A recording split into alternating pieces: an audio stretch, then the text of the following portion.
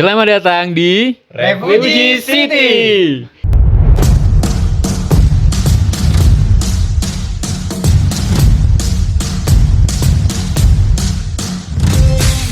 Refugee City yang kami rancang terletak di kawasan pemukiman Al-Rukban yang berada di Suriah. Rancangan ini menggunakan konsep keberlangsungan energi, yang di dalamnya kami wujudkan dengan memaksimalkan potensi kawasan yang berupa melimpahnya cahaya dan radiasi matahari, serta angin yang berada di kawasan ini. Visi dari rancangan kami ialah agar kawasan ini mampu menjadi suatu kawasan perkotaan yang berkembang dengan fasilitas-fasilitas yang mengutamakan keberlangsungan energi, menjadi kawasan yang kelak menjadi kota berkembang dengan pendekatan ramah lingkungan.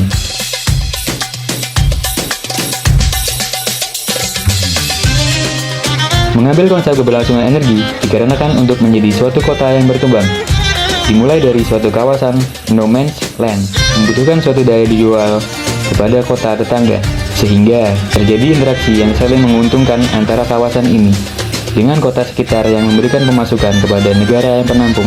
Untuk itu, kami mendesain beberapa fasilitas awal yang dapat dijadikan sebagai pilot project untuk mengembang visi sebagai kota berkembang.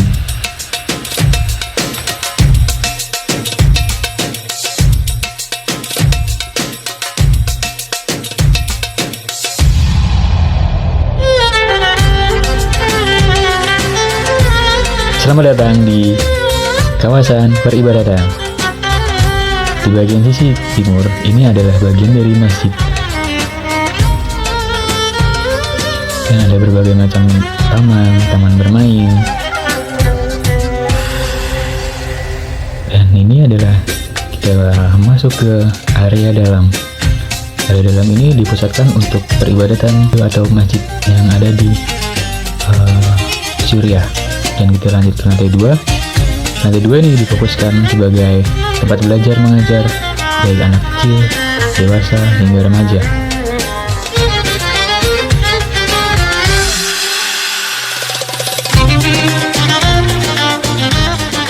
Sebelum kita lanjut ke area yang kedua, yaitu tempat peribadatan umat Kristiani, yaitu gereja.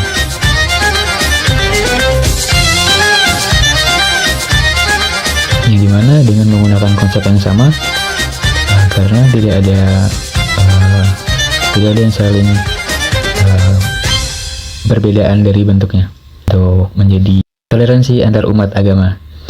Dan di sini di bagian barat adalah sisi dari dapur umum, yang dimana dapur umum ini bertujuan agar mencakup seluruh pengguna dari pengungsi dari Al-Rukban di Suriah. Dan area ini open space, yang dimana mengharapkan agar udara dan sirkulasinya baik.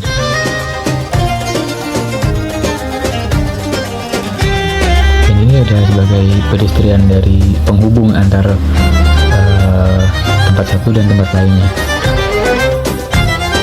Dan di bagian dapur ini terdapat semacam communal space,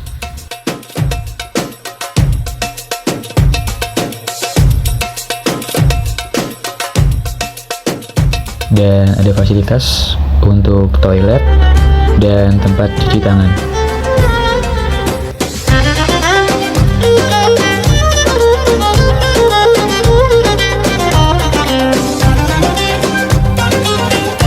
Kali ini kita akan berjalan-jalan mengunjungi fasilitas kesehatan dan kantor pengelola dari Refugee City.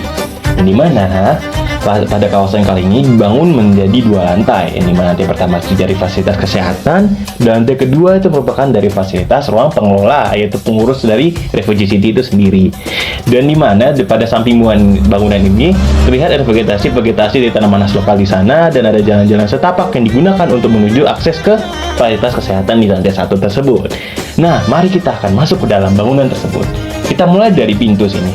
Ini merupakan pintu darurat yang dimana digunakan untuk para pasien, terutama dari pasien-pasien IGD serta para pasien yang ingin berobat ke dalam fasilitas kesehatan, di mana lantai 1 ini merupakan sebagai pusat aktivitas dari ruang kesehatan tersebut. Dan berikutnya, ada ruangan untuk khusus obat-obatan, di mana digunakan untuk menampung segala macam obat yang akan tersedia di fasilitas kesehatan. Dan ini merupakan ruang administrasi yang digunakan untuk mencatat segala macam pasien yang datang. Berikutnya, pada bagian fasilitas kesehatan terdapat ruang penginapan rawat inap, yang dimana digunakan untuk para pasien yang sedang menderita sakit-sakit berat dan harus dirawat seperti patah tulang dan lain-lainnya. Dan ini merupakan ruang dari tenaga kesehatan tersebut digunakan untuk istirahat dan santai-santai. Ya, sekian dari video tentang fasilitas kesehatan mengelola.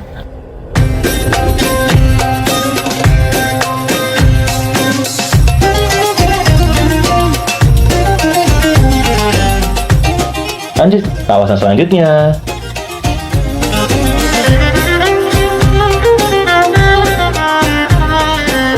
Kawasan terakhir adalah kawasan untuk fasilitas pemukiman, di mana sesuai namanya, kawasan ini digunakan untuk tempat para pengungsi tinggal sehari-harinya. Kawasan pemukiman ini disusun dengan 3 pola penyusunan modul-modul kontainer, yang dimana pada setiap modul memiliki 2 arah akses untuk lantai 1 pada setiap kamarnya. Hal ini bertujuan untuk meminimalisir negatif space yang terjadi jika akses hanya dari satu arah. Pada setiap kamar dilengkapi oleh kasur tidur, kasur tingkat, dan meja belajar, di mana pada setiap kamar terdapat 2 akses pintu. Di setiap kesatuan modul dilengkapi dengan 2 kamar mandi dan 2 toilet pada setiap lantainya, di mana pada lantai 2 terdapat area komunal yang dapat digunakan pada area selasarnya. Untuk setiap satuan zona dihubungkan dengan area komunal yang dapat digunakan oleh seluruh pengguna kawasan ini.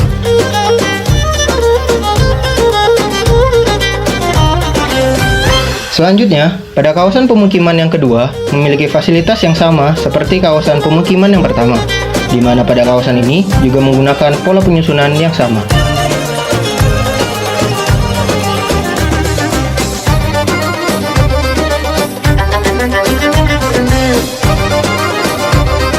Pada setiap satuan zona dihubungkan oleh taman yang digunakan sebagai alat untuk memperindah kawasan ini. Pemilihan vegetasi dilakukan agar vegetasi yang digunakan sesuai dengan kondisi lingkungan mereka, sehingga pada kawasan ini banyak menggunakan pohon kurma dan vegetasi-vegetasi lain yang hidup di lingkungan kering. Penggunaan warna yang berbeda-beda pada setiap modul kawasan pemukiman dimaksud untuk memberi warna yang kontras terhadap kondisi existing berupa gurun pasir. Penggunaan warna ini juga bertujuan untuk memberi warna yang berbeda, sehingga secara tidak langsung dapat memberi kesan ceria kepada pengungsi, sehingga secara tidak langsung juga mempengaruhi kondisi psikologis mereka menjadi lebih baik.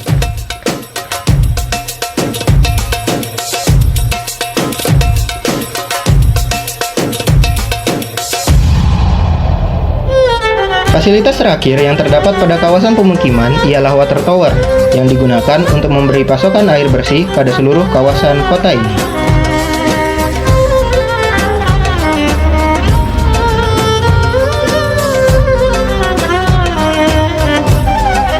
Sekian dari kami dan terima kasih. Jazakumullah khairan wa syukran.